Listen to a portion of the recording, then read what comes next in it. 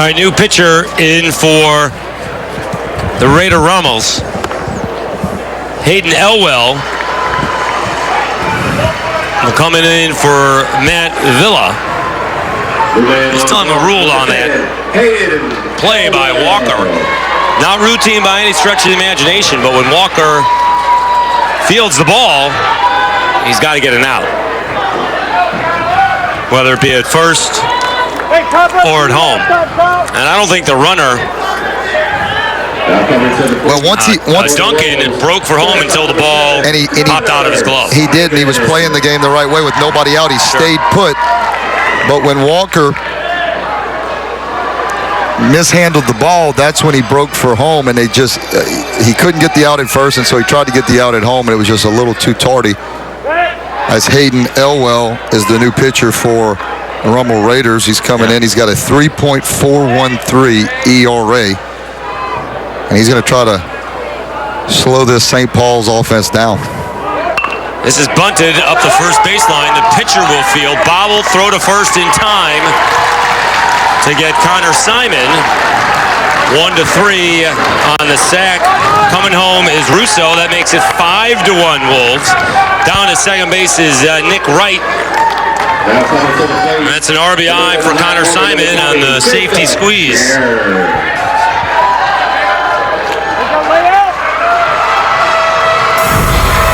Still only one out. Yeah, it's just good baseball right there. Connor Simon laying a bunt down to the right side, getting the runner in and getting the runner over. Here's Jacob Shear, who walked in the first.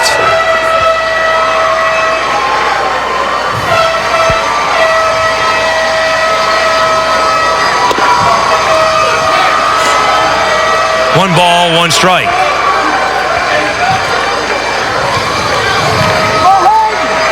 Cook trying to keep right close at second.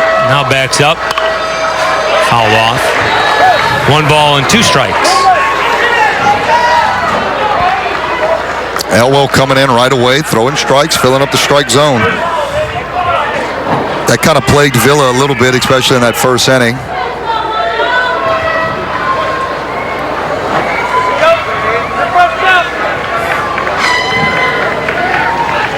One, 2, fouled off. And it's still 1 ball, 2 strikes.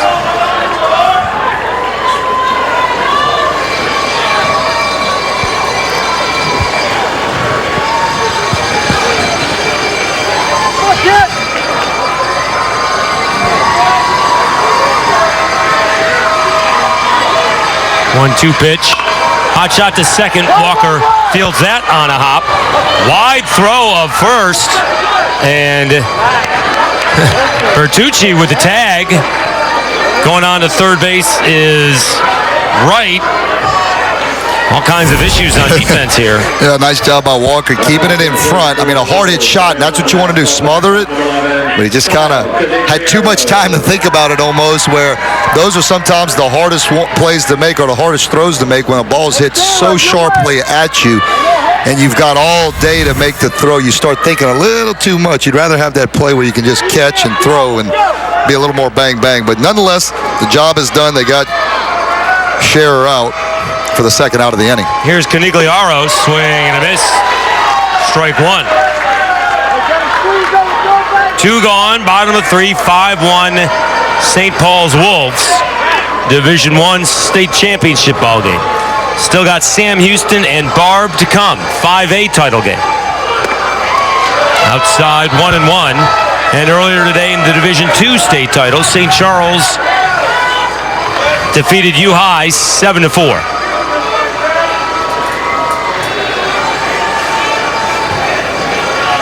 One. Fouled back on the breaking ball. Elwell gets ahead, a ball and 2 strikes. Yeah, Elwell looks like a guy not going to overpower you, doesn't have not going to strike you out or have a lot of strikeouts at the end of the day. But if you're not careful, if you keep getting up there and just trying to do too much, you look up after a few innings and you hadn't done a whole lot against him. 1-2 pitch just misses. Pretty good eye there from Canigliaro, and it's 2-2. Yeah, very good eye, and a really good 1-2 pitch. I like that pitch right there, little slider, slurve pitch. Stayed in the strike zone for a while and just dove out towards the outside part of the plate, and a good take. 2-2. Swing and a miss. Strike 3. Allwell comes in and actually does a pretty good job. But St. Paul's with 2 more runs on a couple of more errors, no base hits, and 1 left. Through 3 complete, 5-1. St. Paul's Wolves on top of Rummel for the Division I state title. 4th inning, no error on Walker on the spectacular diving play, just ruled the fielder's choice. Number 23. Nick Wright reaching. All right, Ron Franklin Jr. will lead things off here in the 4th for Rummel, down 5-1. Franklin, Walker, and Chandler Fields here in the 4th. First pitch called a strike, 0-1. And we got a special guest with us. We've got Eric Zartler, Sales Director of the Lake Charles, Southwest Louisiana Convention and Visitors Bureau. And Eric, we want you to, thanks for being here. First off, we want you to talk a little bit about, a lot of these championships are played right here in Lake Charles, the Sulphur area and the Lake Charles area, with the baseball championships, the softball championships, basketball. Just talk about the bid process and what goes into getting all these championships to this great part of the state. Yes, sir. We work on it. We take a lot of pride in bringing these events to Southwest Louisiana. We work with our local governmental officials, the police jury in the different cities and things like that, as well as the local parks, and spend a lot of time putting the bids together. And obviously, it all pays off on days like today. Beautiful day for baseball. Championship Saturday on a Tuesday. Doesn't get any better than that. That's right. The baseball championships are so good, and something that I love coming to and doing each year. But you've got softball, which is, correct me if I'm wrong, right here in this park as well. It's actually 2 exits down at Frash Park. We've had that event for 19 years. Looking forward to year 20 next year, a big 20-year anniversary of that. Well, and again, talk to them. It's going into the bid process again, or going up for bid next year. Is that right? Baseball is we currently have a bid in right now for baseball as well as boys and girls basketball. So hoping to get the boys basketball and the boys baseball back, and hoping to win girls basketball. Softball, we have 1 more year left of our contract in that event. Now, where are boys and girls basketball at again? That's played at Burton Coliseum in Lake Charles, just across the bridge, still in Calcasieu Parish. We represent all areas of Calcasieu Parish, all 6 cities, and we're excited to, every time the LHSA comes to town, it's a big deal for us. Absolutely, we enjoy it as well. Now, is there any other sports that I'm missing or state championships that are played in this area? Yeah, in November we have the state swim championships over at the Sulphur Parks and Recreation Aquatic Center, which is closer to Frash Park, where the softball championships are played. We've held that event here for the last 12 years. It's a great event, at a great time of year for us. So we're always ready to go when they come to town. That's for sure. Well, again, we thank you for all the work you do. It's a great event here, and I know there's been some games already completed today. I know Oberlin defeated Kentwood 9-1 in the 1A action, and St. Charles beat U High in the Division II. We've got a good one going here, and then it should be a fun one tonight with Barb and Sam Houston going in the 5A division. I'll tell you what, it doesn't get much better than that for us. Anytime Sulphur or Sam Houston or Barb is in the 5A championship right here in Sulphur, we can expect big crowds, lots of noise, and just an exciting atmosphere. Number 2 versus number 4 in the country, so it doesn't get a whole lot better than that. Chandler Fields at the plate, 2 down. We'll see if we get this question in. Top of the 4th, 5-1. Wolves on top. Jacob Boudreau's 0-1 pitch. Hot shot back up the middle into center field. Thank you, Mr. Fields. A 2-out base hit for Tyler Cook, who walked and scored the Raiders' run in the 2nd. So this area of the state is absolutely booming. You have things in this part of the state that we don't have in central part of the state. How has the booming economy and the hotels and the casinos helped out overall? It's tremendous group effort, really, in bringing these events to town. The hotels are very cooperative and working with the teams, especially on the late deadlines of them when they qualify to get here. They don't qualify till the week before, and then, of course, you run into what we ran into this past weekend with the threat of weather and then the severe weather we had Friday night and Saturday. It definitely makes a challenging atmosphere for us, but we always come through. We have great partners, and we had Donald Trump in town today at the same time we had this going on. So we tried to get him here to throw the first pitch, but he declined the offer. So. can only do so much. Yeah, I mean, look, there's so much security. We didn't want to have to start checking everybody that was coming in. Right. Well, Donald Trump wants to be where the LHSA is doing state baseball championships, I guess, you know? I agree. Well, he knows where the action is. That's right. Well, I was here last year when Sulphur was in this championship game, too, against Central. That was really cool seeing, right here in the home, home city for the Tours. Popped up into center field. Vitale coming on. Rather routine play. And that'll do it here in the fourth. For the Raiders, no runs on a base hit. One left. Through 3.5, 5-1. St. Paul's Wolves for the Division I state championship. We won the 5A championship in 2003, baseball championship. I was a sophomore on that team. I'm going to shout that out there, but congratulations to them for winning that great award. Bottom of the fourth. This is Bo Nealis sending it deep out to right field, but Fields is there to make the catch. And one gone here, bottom of four. 5-1 St. Paul's, 3 runs in the first.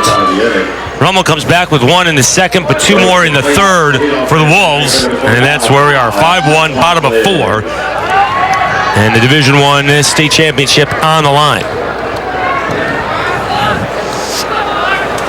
Here's second baseman Kyle McLaughlin, 0 for 1 with a walk and a run scored.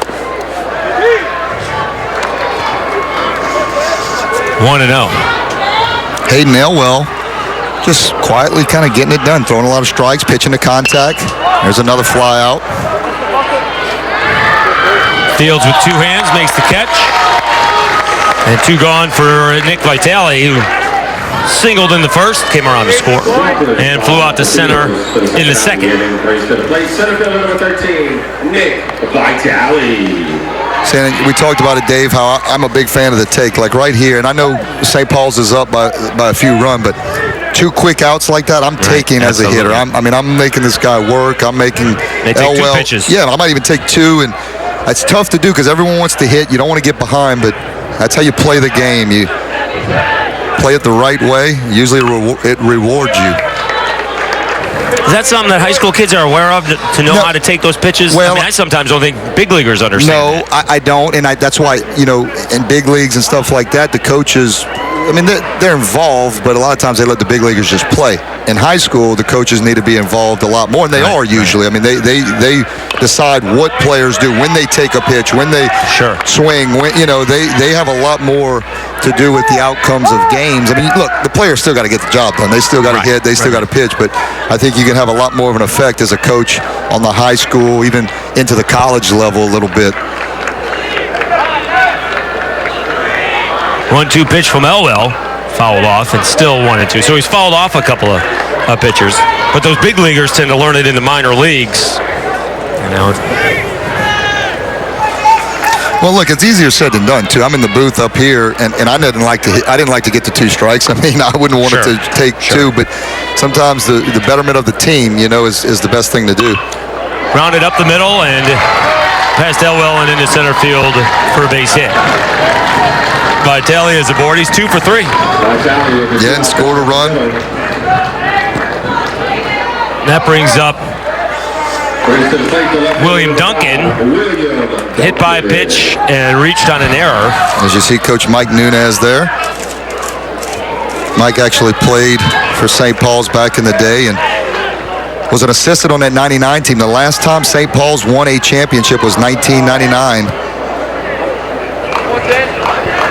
And he was an assistant under Rick Malden, was the coach during that time, looking to bring a championship back with him leading the troops as head coach. Strike 1 to Duncan. He also has a stolen base and those 2 runs scored. Matthew Russo moves out on deck. Throw to first base. Back in time is Vitale.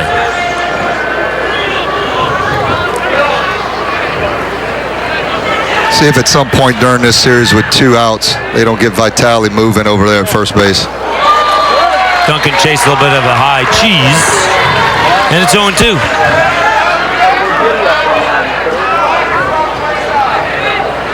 A lot of times you want your best hitter hitting with guys on base. You don't want to run yourself out of an inning. blocked in the dirt. Throw down to first base. Back in standing up, Vitale.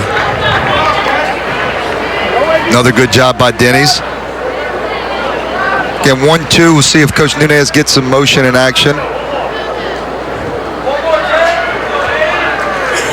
1-2 pitch. Called strike 3.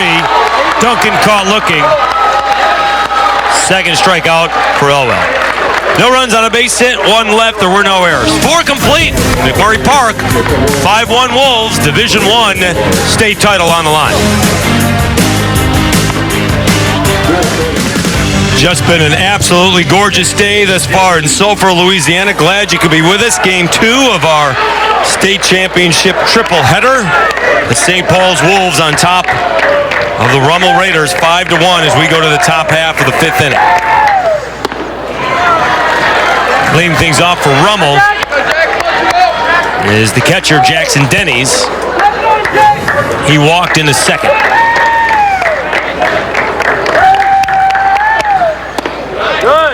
Inside, 1 ball, 1 strike. Rummel starting to run out of outs. Only 9 left, down by 4. The senior Boudreaux just rocket and fire, just straight over the top, come get you some right there. A little bit of an off-speed pitch there, but he just rocks and fires, catches the ball, gets back on the mound, and has given his Wolves team a very good outing up until this point. 1-2 to Denny's. Called strike 3. Denny's caught looking to begin the 5th. 4th strikeout of the game for Boudreaux.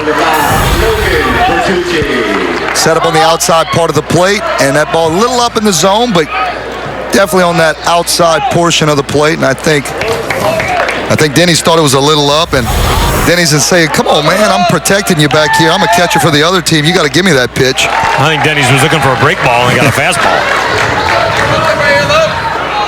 Swung on and missed by Logan Bertucci, who singled home the Raiders' run in the second. Fouled off. 0-2. We still got 1 more to go. Sam Houston and Barb. The Broncos and the Buccaneers. Barb's won a few of these things. 9, going for double digits tonight. They got a T-shirt, 1 for the thumb. The other thumb. Yeah, they are a well-oiled machine, let me just tell you. But don't sleep on Sam Houston. They've got a ton of Division I players, and they can get it done as well. As you see a fastball up in the zone, just couldn't catch up to it. Bertucci just a little tardy, and Boudreaux's getting settled in, throwing a lot of strikes, rocking and firing. That's 5 strikeouts now for Boudreaux. 2 outs, nobody on for Powers, who bounced a second his first time out.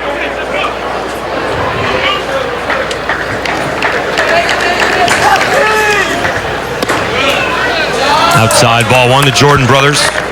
Jordan Brothers. Gunnar Leger. Justin Vincent, the 2003 running back, and he played baseball too. Right. And I talked to Justin the other day. He loved the baseball and pinch ran a lot on some of those teams. Wade LeBlanc pitched for Alabama, went and pitched, I believe he pitched in the big leagues for a little while. I mean, we could go on. Joe Lawrence back in the day. Austin Nagel hit a game-winning homer in a 2001 state championship game in Acadian Ballpark, where we won our state championship in 2003, East Ascension. But Austin Nagel hit that homer to beat Sanamo in that year, 2001. I mean, just so many great memories from the Barb days for me, and they just continue to make the memories even present day. That's a 2-out walk from Boudreaux to Power, so it does turn over the lineup, and that brings up Lance Johnson. Johnson 0 for 2, soft liner to the pitcher, and a bounce out to short.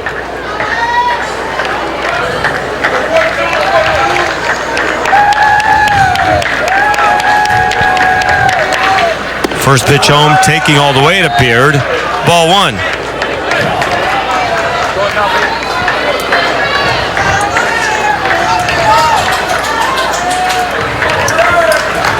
And we're going to get a quick conversation as maybe actually trying to calm Boudreaux down. He was rocking and rolling so much there with a pair of strikeouts, and Powers works a walk. Yeah, just tell him take a breather. Look, up by 4 runs. Don't want it to get out of hand. You got the first 2 outs quickly, and then you get a hair lackadaisical, walk a guy, and then we get 1-0 to the next guy. So just take a deep breath. Again, we've got good defense behind you. Sometimes all it is just slowing the game down, just going out there not even saying anything, just taking a breather. There it is. Strike 1. I mean, each team only has 3 base hits, but Rummel's, or I should say, the Wolves have the 5 runs. Ground ball to third, fielded by Scherer, throws to first, and that'll do it. 5-3 on the putout. Nothing to do. All right, bottom of the 5th we go. Matthew Russo, Nick Wright, and Connor Simon. And this is hit back up the middle. Almost knocked down by Walker. But Russo with a base hit, his 2nd of the game. He's 2 for 2 with a walk. And 2 runs batted in and a run scored. Big guy continues to swing it well. Getting on a leadoff hit there in the bottom of the 5th. Trying to get a little insurance, the Wolves are. Here's Nick Wright, 0 for 2. Although he does have an RBI. He hit a hot shot with runners on at 2nd and 3rd to Walker, who made a spectacular play, but it popped out of his glove. Throw it down to first base. Russo's back in. And instead of getting it out on the play and saving a run scored and Wright did reach. It was just ruled a fielder's choice.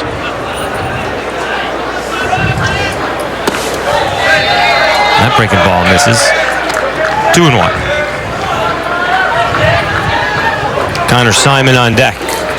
Middle infield looking to turn 2. Power's a little bit shallow in center. This is a drive into left field. Johnson is there, makes the catch, quickly gets the ball back in. 1 gone here in the Wolves' 5th. Here's Simon, popped to 2nd his first time up.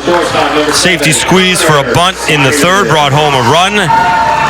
So 0 for 1 with an RBI.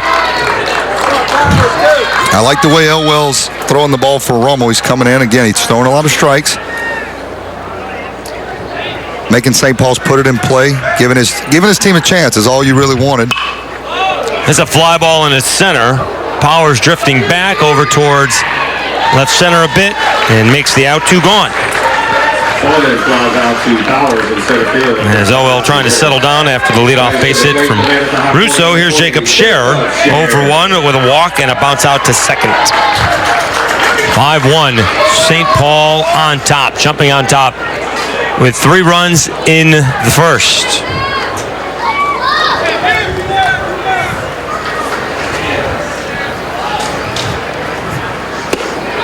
Strike 1 call. Good pitch right there from Elwell, getting ahead of the count.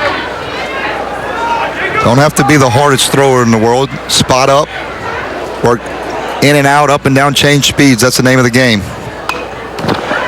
Foul back, no balls, 2 strikes. We'll talk about this in the 6th. They're going to be going around the lineup for the 3rd time against Boudreaux.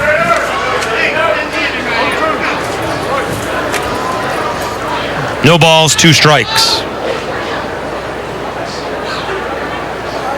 Elwell comes home. Blocked by Denny's. 1-2. Well, Rummel's running out of outs, and that'll be 6th inning, as you said, Dave, and going through the heart of the lineup. They're going to have to make some noise here in this next inning against Boudreaux. Try to get him out of his rhythm, get some guys on base. Keep getting that pitch, driving that pitch count up. Here's the 1-2. Called strike 3. Elwell, strikeout number 3 in his relief appearance. Leadoff base hit, stranded on at first. 5 in the books. McMurray Park. 5-1 St. Paul's. 4 batters for the Raiders. Rivers, Franklin, and Walker. Against Jacob Boudreaux. Leading off for the Raiders in the top half of the 6th inning, designated hitter number 9, Cade Rivera. Oh, Rivera. All right. Cade Rivera.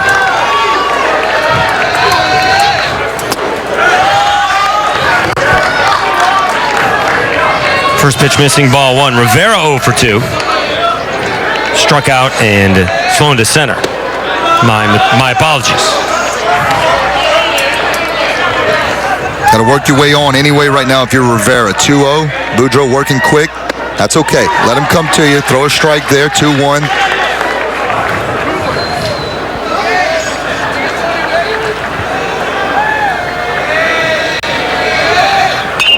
This is a line drive to first. Caught by Russo. Rivera out number 1 here in the 6th. That'll bring up Ron Franklin Jr. 0 for 2. Struck out and bounced to third. Guys like Boudreau are tough to get to because, again, they don't give you a whole lot. They're throwing a lot of strikes. They're competing. They're throwing quality strikes. Even when they get behind and they open the door just for a second, they get right back in there and fill up the strike zone, and it just becomes frustrating because even the balls you feel like you hit well, you hit them right at them, or you can't do much against those guys, but you got to find a way on. You got to find a way to put some pressure on him and see if he'll crumble a little bit. Getting later in the game, he seems to be just as strong as he was at the beginning of the game, though. That's what you get from a senior, though, a guy that's been around the program a long time. You know what you're going to get from him. 2-0 misses. 3 balls and no strikes.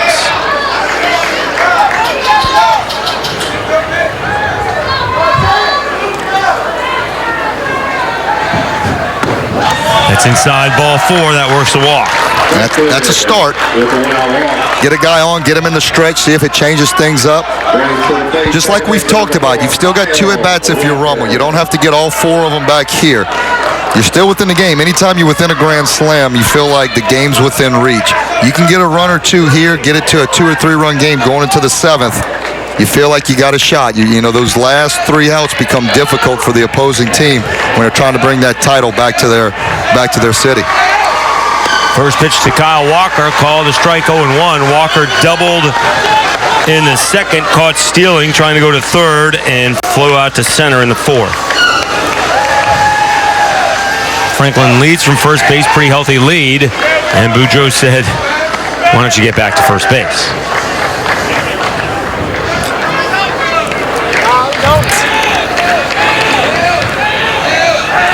No balls and a strike. And it's 1-1.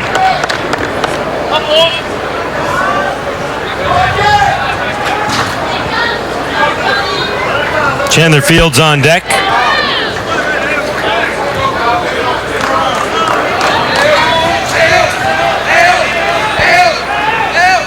High and away.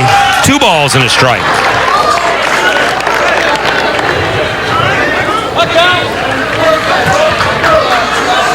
Last time the Rummel Raiders have won a state championship was back in 1997. 1999 for St. Paul's. And that pitch misses. 3 balls, 1 strike. That's the 3rd 3-ball count of the inning thus far.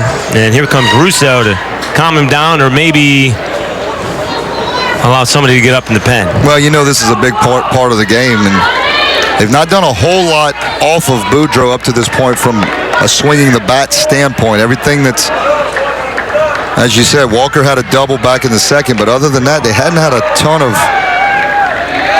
great at-bats. Anything that they've had on base, it's been because of walks. That's it. There's another one there. All right, so that's 2 on and 1 out for Chandler Fields. Struck out his first time up and singled to center in his 4th. And we'll see if this is it for Boudreau.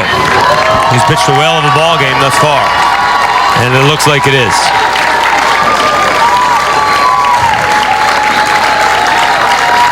Hugs all around. High five and hugs from his coach. The team coming out will greet him once he crosses into foul territory. So we got a pitching change here in the top half of the 6th. Ladies and gentlemen, let's give it up for Jacob Boudreau. Rummel threatening 2 on, 1 out, trailing St. Paul's 5-1. We'll be back right after this. And they go to their best at this moment. They know it's crunch time right here and later in the game. Swing and a miss. Strike one. Again, Fields singled his last time up.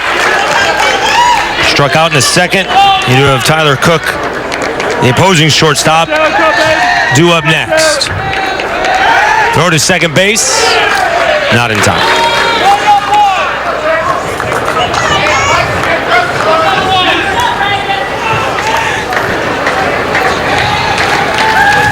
Outfield not playing particularly deep. Popped up, right side, foul ground. Will Russo have room? And no. 0-2. And so Simon getting ahead of Fields. Quickly, no balls, 2 strikes.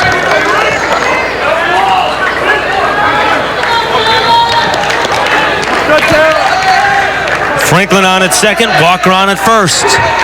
0-2 pitch. A drive into right center field. Vitale will not be able to make the catch. It falls in. Franklin is going to be held up at third base, and the bases are loaded. That's a long, long single, as the runners had to hold to see if it was going to be caught or not. Nellis couldn't get to it either. Yeah, it looked like the right fielder, Nealis, lost it in the sun a little bit, and then the center fielder, Vitale, was trying to come over to save him and make a spectacular play, and he just, as you see here, Nealis loses it. I don't know where it's at, or I see it, but I've overran it, and then Vitale just tries to come and make a spectacular play, and he just can't get there in time. And a big moment in the game where Rummel's got ducks on the pond right now. Tyler Cook, the shortstop, takes a strike, 0-1. Bases are loaded. Cook, a tying run at the plate. Walked and scored his first time up in the second. Flew out to center in the fourth. Yeah, and against a guy like Simon, a hard throw. Just got to choke up. Got to let him supply the power. Way outside. Conigliaro saves a run. 1 ball, 1 strike.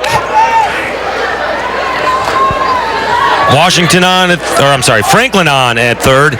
He walked. Walker on at second. He walked. Fields with a single. He's on at first. 1-1 pitch. High ball 2-1. Yet it's important right now for Simon to stay within himself too.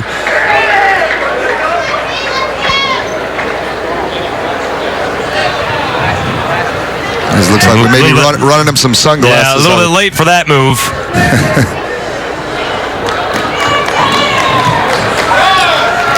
Buzzy wanted sunglasses for our opens at 11 today. I didn't want them. I just said, give me until the last possible minute that I can take them off because it was bright. I got sensitive eyes, Dave. I appreciate that fact. 2 balls, 1 strike. Swing and a miss. 2-2. Tyler Cook trying to tie things up with that cut. Well, Cook's got to understand the player he is, and even if you don't have to put a ball in a gap here, but you've got to move the baseball, put it somewhere on the ground in a hole, or you can hopefully score at least a run. 2-2. Called strike 3, outside corner. Huge strikeout for Connor Simon. 2 gone here in the 6th. Yeah, that pitch was just perfectly executed with some velocity behind it. Could have even been a tad off the plate. That's tough. One of those. It's just when that glove moves that way, but in high school, they call that most times. I think that's too close to take with 2 strikes. It is, but from a hitter standpoint, right, with a guy that's so good like Simon, it's hard to really see that pitch there. Here's the catcher. Jackson Denny's takes a strike. He walked in the second, struck out looking in the 5th. What a huge situation this would be if St. Paul's gets out of it. 0-1. Breaking ball, low, 1-1. St. Paul's has been on top since the get-go. 3 in the bottom half of the first. They lead 5-1. Biggest threat outside of when the Raiders scored in the second. Bases loaded. 1-1 pitch. Swing and a miss. 1-2. If I was St. Paul's right here, I'd stay with the heater. Don't speed up the bat of the Rummel hitter of Denny's. Just stay with the hard heat. The old number 1. Buzzy going all Lou Brown. Forget about the curveball, Ricky. That's right. Called strike 3. There it is. Denny's caught looking. And 2 big strikeouts for Connor Simon and the St. Paul's Wolves. Raiders come up empty despite loading the bases with 1 out. Bottom of the 6th we go. 5-1 St. Paul's. Wow. Connor Simon coming in, blowing a couple of guys away with some fastballs on the outside corner.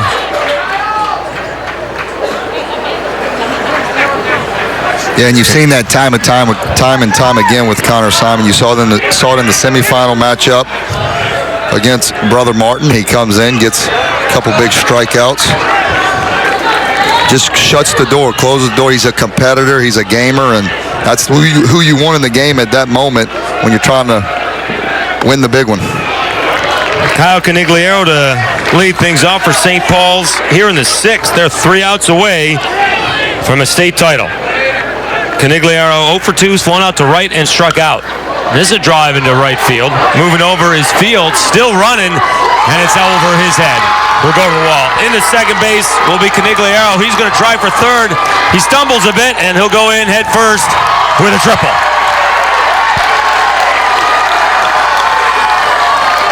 Fields went for broke. That allows Canigliaro to take a extra base. And that'll bring up Bo Nealis. Ball on the outside part of the plate.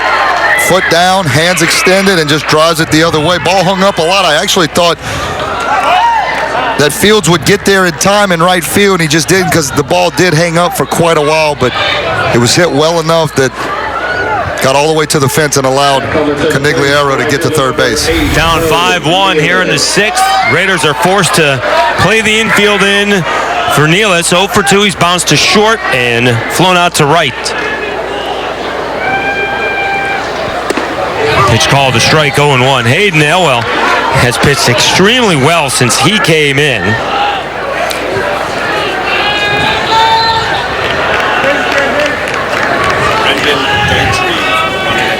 0-1 pitch is called strike 2, 0-2.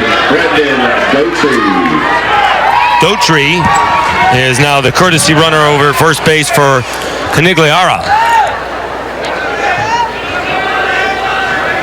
Here's the 0-2. Tapper up the first base line, and that'll be foul. No balls, 2 strikes. 5 runs, 5 base hits. Now for St. Paul's, a run on 4 base hits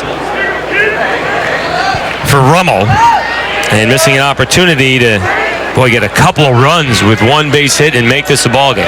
Here's the 0-2, fouled off. Still no balls, 2 strikes. We'll go to the top of the lineup after Nealis, McLaughlin and Vitale. St. Paul's looking to add a little insurance here in the bottom of the 6th before they go out to try to close out this ball game. This is a drive into left field. Johnson on the run, and he won't get to that one. It falls in for a base hit. Doty scores, and that makes it a 6-1 Wolves lead.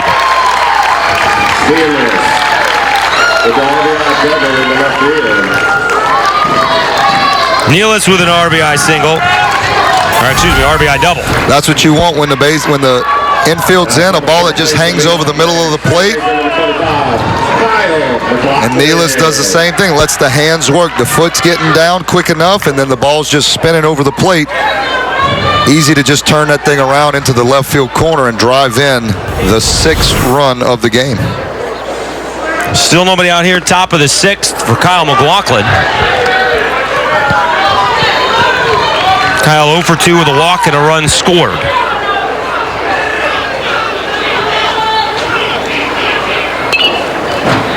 Fouled back, strike 1, 1-1. So far the recipe is to jump out on top here today, and doing it with crooked numbers. St. Charles did it with 6 runs in the 3rd And St. Paul's did it with 3 runs in the first. And although U-High made it a game in the 7th, came up short, here in the top half of this 6th inning, Rummel with their best chance to get back in the game. Outside just missing. 3-1. Some of those Rummel fans want the same strike zone as the Wolves got.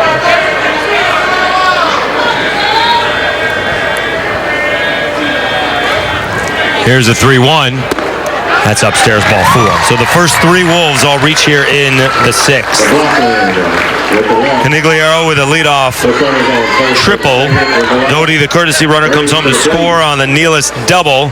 And here's McLaughlin with a walk. That brings up Nick Vitale. Vitale 2 for 2 today with a run scored.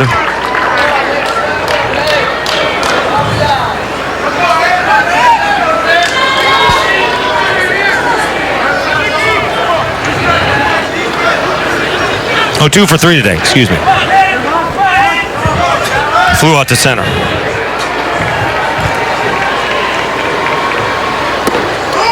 Outside. 1-0. Yeah, William Duncan on deck. With a 5-run lead, Coach Nunez, not that he can't change it in the middle of an at-bat, but doesn't look like he's letting Vitale bunt. He wants him to swing away. Now it's 2 balls and no strikes, and Elwell may be on fumes as well. Came in the 3rd inning. Got out of the 3rd, 4th, and 5th. Run into a little bit of trouble here in the 6th. Throw to second base, and it goes into center field. The runners will advance. That'll be an error on the pitcher. Runners on at 2nd and 3rd now for the Wolves. Vitale now with a couple of runners in scoring position. Well, a big base hit here could really put this thing away. 6-1, St. Paul's. As maybe any win came out of the Raiders' sails when they missed that opportunity in the top half of the inning. Yeah, the game of baseball is such a momentum sport. I mean, highs and lows, and seems like you create your own luck when the ball bounces certain ways, but when you continue to put pressure on, or if they could have got a big hit there and got it close, you feel like they probably would have had a clean inning here and going into the 7th, but you're right, the wind got knocked out of their sails a little bit in that last inning.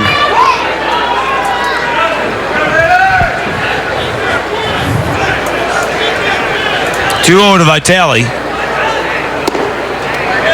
And that's down low, ball 3. You do have first base open. William Duncan on deck.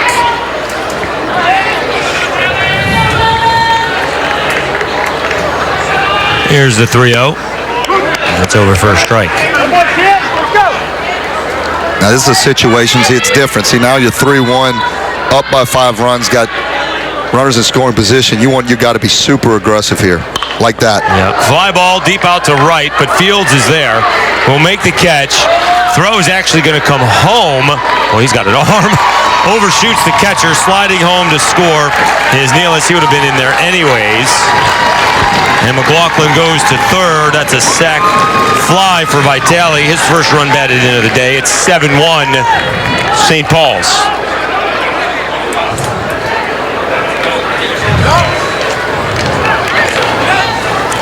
Goodness gracious. It's a heck of an arm by Fields. Yeah, right there. I guess he didn't figure he had to play at third base. Right. So he just a catch and a crow hop all the way into home. Anytime there's a guy at first base, or you wouldn't want to make that throw all the way in, you'd want to hit your cutoff man. You don't want to give up an extra base. But in that case, really probably didn't have an out at second. Or excuse me, didn't have an out at third, so he's trying to cut down the run at home plate.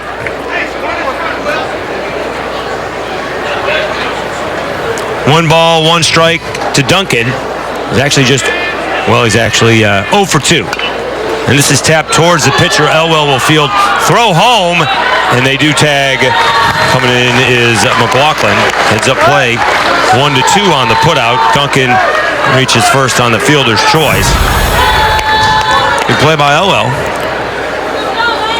Fielded it, composed, throws home. And easy play for Denny's. Here's Russo. Wolves first baseman. 2 for 2 with a walk and a run scored. He had a big 2-run single in the first. Duncan, by the way, although just 0 for 3, hit by a pitch, 2 runs scored, and a stolen base. And this is smashed, fielded by the pitcher Elwell, underhand toss. And that'll do it in the 6th for the Wolves. They get 2 big insurance runs. We go to the top half of the 7th inning. Last chance for the Rummel Raiders. 7-1 St. Paul's.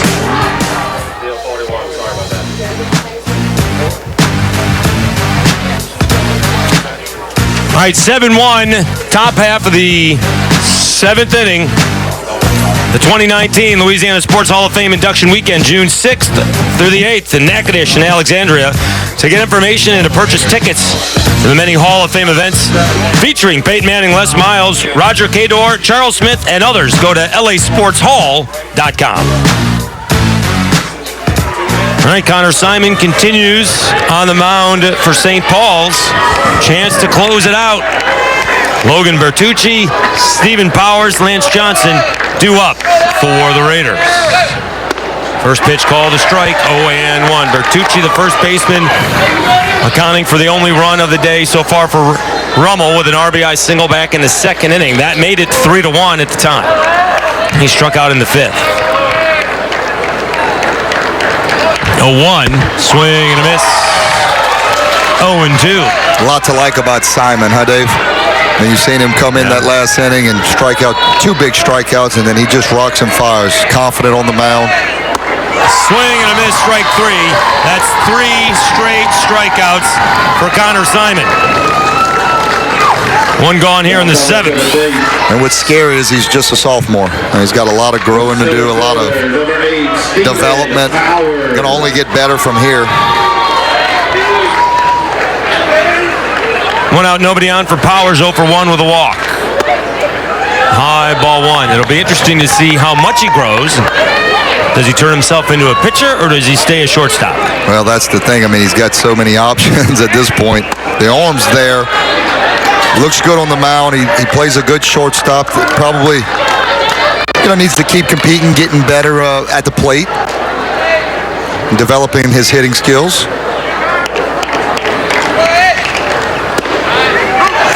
That's called a strike, 2-1. Playing short for the LSU Tigers, no small task. Pitching for them as well. They could use a couple arms as well. That too. That's a fly ball, deep drive to left field. That'll get in there for a base hit. Powers around first, and he's in the 2nd with a double. 5th hit of the game for the Raiders. 1 on, 1 out for the top of the order and Lance Johnson. Raiders don't want to quit just yet. Ball up in the zone and just actually a little tardy on it, but that stays in the zone long enough that he's able to put the fat part on it and drive it over the left fielder's head. Johnson 0 for 3. First pitch down low. Ball 1. Lined out to the pitcher softly to begin the game on the first pitch. Bounce to short, bounce to 3rd. High, ball 2. Still 1 more ball game to come. Sam Houston and Barb. St. Charles in Division II has already defeated U-High 7-4. And that 5A championship game is coming up.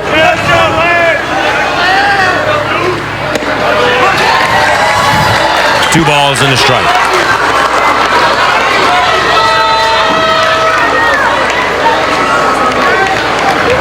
2-1 pitch, swing and a miss. Has he thrown anything but fastballs? It's a good point, Dave. I was just about to say, he's just rocking and firing right now. There's Doesn't look like a whole lot of all speed coming up, and why would you at this point? Here's the 2-2. This is the fastball upstairs. 3 balls, 2 strikes. That's the thing. When he does miss, he misses up in the zone. He's going to have to, again, he's still young. He's a sophomore. Going to have to clean that up a little bit, really work on getting down in the zone at the knees, like that. Payoff pitch, strike 3. 4 strikeouts in 6 batters for Connor Simon. Yeah, that's where you want to live, right there, bottom of the strike zone, down at the shin guards. That's just so hard to hit. Rummel down to their final out. Cade Rivera at the plate, 0 for 3. Strike 1.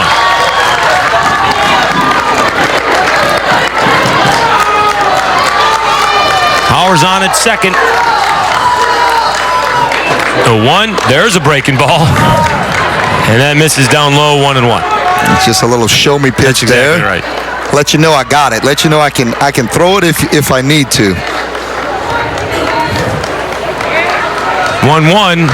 High fastball. 2 balls and a strike.